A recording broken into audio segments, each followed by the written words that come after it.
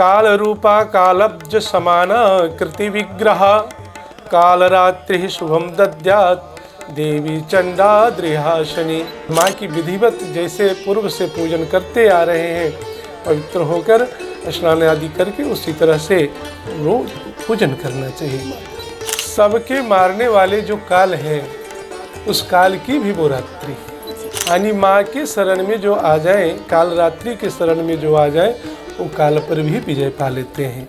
नमस्कार, live cities में आप सभी का बहुत बहुत स्वागत है और मैं हूं आपके साथ रिया। आज हमारे साथ आचार्य गोखलेश शास्त्री जी मौजूद है। तो शास्त्री जी, सबसे पहले तो आपका बहुत बहुत स्वागत है। राधे राधे, सभी भक्तों को जय माता दी। मैं जानना चाहूँगी कि शारदीय नवरात्रि का पावन समय चल रहा है। माँ कालरात्रि जो देवी दुर्गा के 9 स्वरूपों में 7वें नंबर पर आती हैं, ऐसे में माँ कालरात्रि की पूजा विधि क्या है, इनसे जुड़ी कथाएं क्या है, मैं चाहूँगी कि आप इस बारे में बताएं। राधे राधे।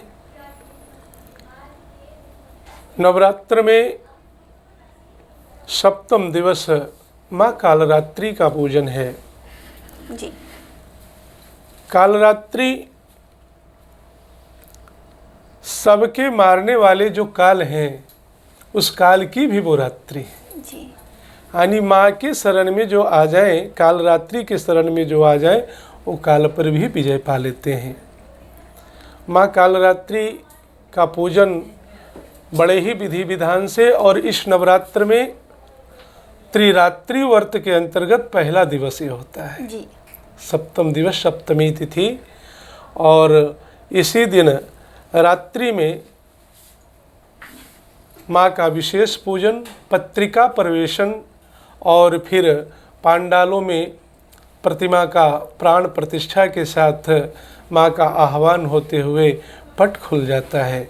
माँ का ध्यान है काल रूपा कालब्ज समाना कृति विग्रह कालरात्रि शुभम दद्यात् देवी चंडाद्रिहासनी। इस मंत्र से माँ का ध्यान करना चाहिए।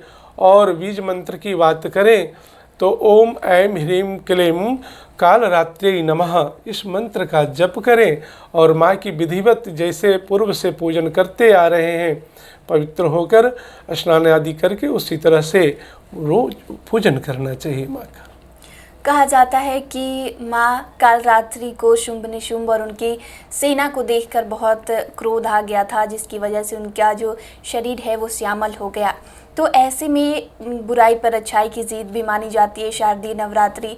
अगर हम बात करें कि जिन लोगों के जीवन में कठिनाई आ रही है, जो लोग परेशानियों से जूझ रहे हैं, वो क्या कर सकते हैं इस पावन समय पर?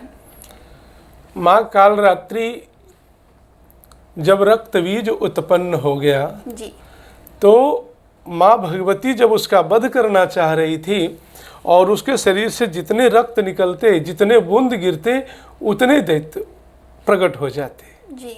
तो माँ ने सोचा कि इस तरह से वध कैसे संभव है।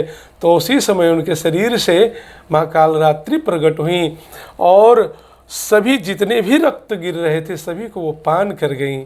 इसी से वो क्रोध में थी और फिर उसका रक्त बीज का वध हो गया। शास्त्री जी, आपने मंत्रोच्चारण के बारे में बताया, बीज मंत्र के बारे में भी बताया।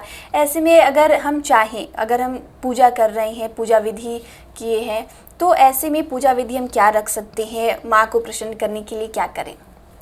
माँ को प्रसन्न करने के लिए विधिवत पूजन करें और भोग में जी, कालरात्रि के लिए गुड़ से बनी हुई वस्तुओं का भोग लगाएं। और यह जो वस्तु है नैवेद्य के रूप में माँ कालरात्रि को बहुत ही पसंद है, इसलिए इन वस्तुओं का भोग लगाकर माँ को प्रसन्न करने का प्रयास करना चाहिए। अगर दीप जलाना बहुत ही शुभ होता है, अगर हम बात करें कि अगर किसी ने घर में दीप जलाया है, और बहुत से लोग ऐसे होते हैं कि जब तक नवरात्रि ख़त्म नहीं होती है तब तक वो दीप जलाते हैं। तो अगर इस दिन हम बात करें दीप जलाने की कि अगर वो 24 घंटा दीप जलाया जाए तो इसकी क्या महत्व है, और दीप का किस मतलब दीप में क्या क्या चीज़ हम डाल सकते हैं?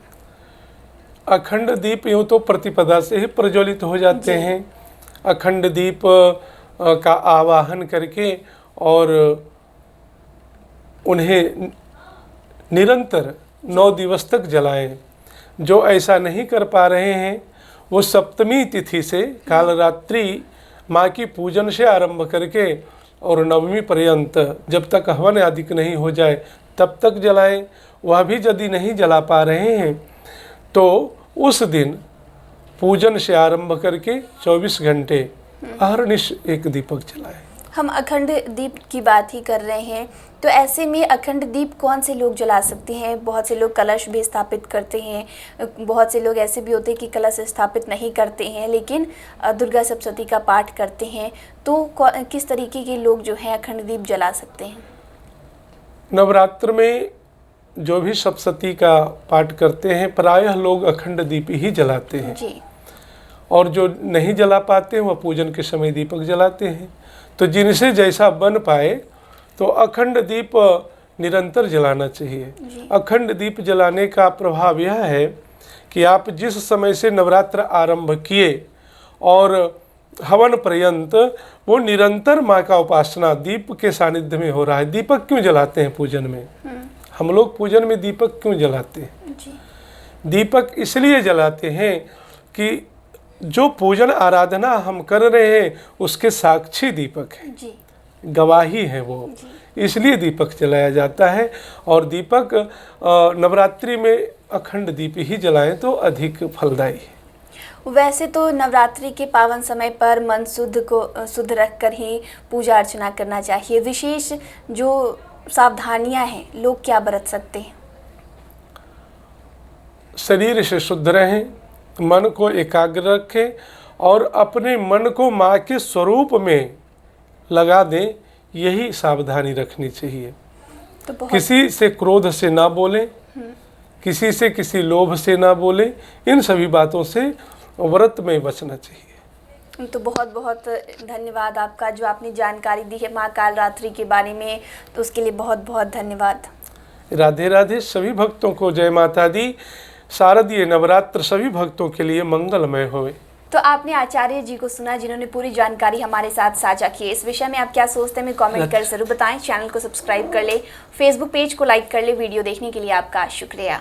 काल रूपा कालब्ज समाना कृति विग्रह कालरात्रि शुभम दद्यात् देवी चंडाद्रिहासनी। माँ की विधिवत जैसे पूर्व से पूजन करते आ रहे हैं, पवित्र होकर स्नान आदि करके उसी तरह से रोज पूजन करना चाहिए। सबके मारने वाले जो काल है उस काल की भी वो रात्रि, यानी माँ के शरण में जो आ जाए, काल रात्रि के शरण में जो आ जाए वो काल पर भी विजय पा लेते हैं।